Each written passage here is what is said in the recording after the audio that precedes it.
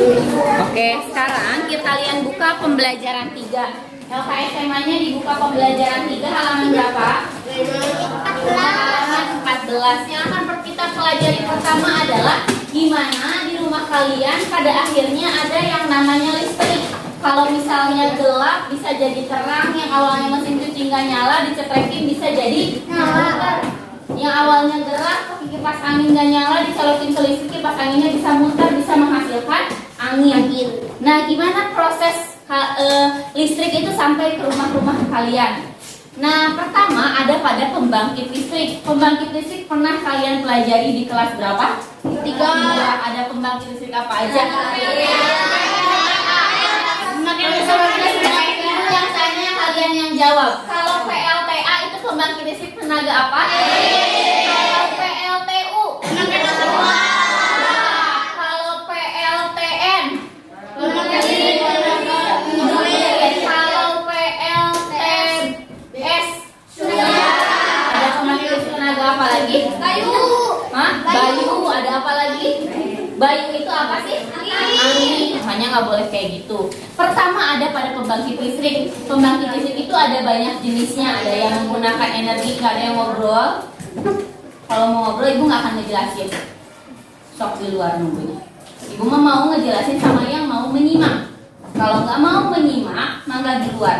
Jadi ibunya nggak harus marah. Bisa? Kan ibu ngajarnya buat kalian biar kaliannya bisa. Ya.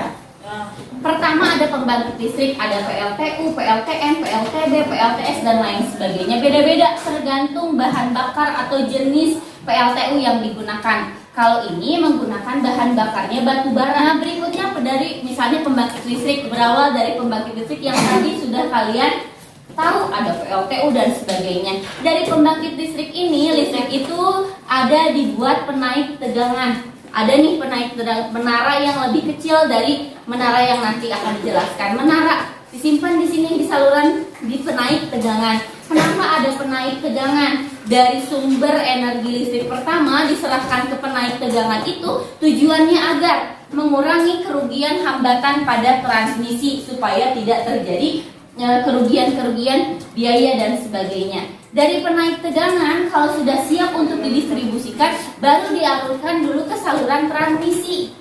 Disimpan dulu di sini, dari sini baru didistribusi ke tiang-tiang listrik. Pernah lihat yang kayak gini?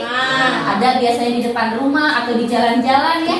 Nah, ini tuh adalah saluran distribusi. Nah, disimpan di sini baru disalurkan ke rumah-rumah, ke kantor, ke rumah-rumah, ke kantor, ke industri, ke pabrik dan sebagainya, sampai ke sekolah juga didistribusikan gitu. Jadi awalnya berasal dari pembangkit listrik, dari pembangkit listrik ke penaik tegangan, dari penaik tegangan ke saluran transmisi, terus saluran distribusi, terus pelanggan listrik rumah tangga, pelanggan listrik industri. Kalau kita termasuknya pelanggan listrik rumah tangga atau industri.